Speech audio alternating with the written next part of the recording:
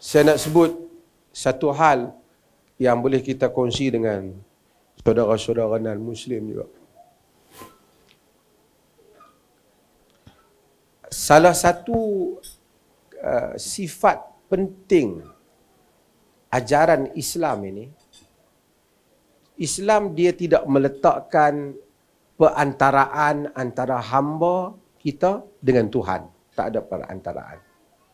Satu orang yang ingin mendekatkan diri kepada Tuhan tidak perlu pergi jumpa mufti ke, jumpa ustaz ke, tak perlu. Dia boleh terus dengan Tuhan. Cuma dia hanya perlu tahu ajaran Islam itu macam mana. Dia boleh sembahyang, kalau dia melakukan dosa, dia tak perlu pergi istihar dosa dia supaya semua orang tahu saya berdosa.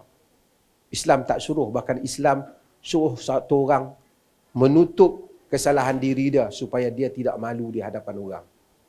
Tetapi repent, suruh dia bertaubat dengan Tuhan.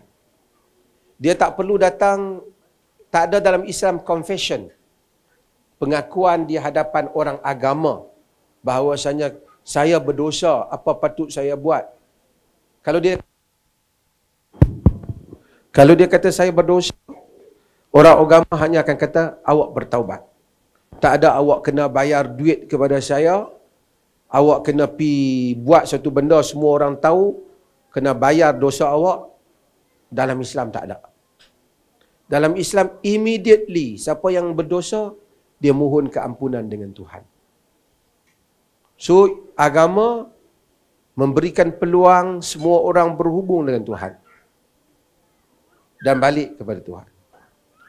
Dan Islam mengajar satu perkara, iaitu perkara yang tidak boleh dilihat tetapi ia wujud. Dia panggil halawatul iman. The sweetness of iman. Iman itu terasa manis di dalam diri seseorang. Apabila seseorang percaya pada Tuhan dan ajaran Tuhan, apa yang ada dalam Al-Quran dan apa yang Nabi ajar, dia akan merasai bagaimana suatu keajaiban, nikmat di dalam diri dia. Dan ini diajar dalam agama. So, kalau orang nak datang masuk Islam ataupun orang nak mengenali Islam, dia tak perlu datang, oh tu ada mufti, kena pergi jumpa mufti baru boleh jadi orang baik. Tak.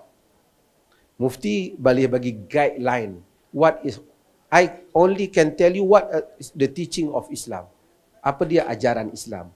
Tapi agama tak pernah kata saya mufti lebih baik daripada orang bawah. Tak.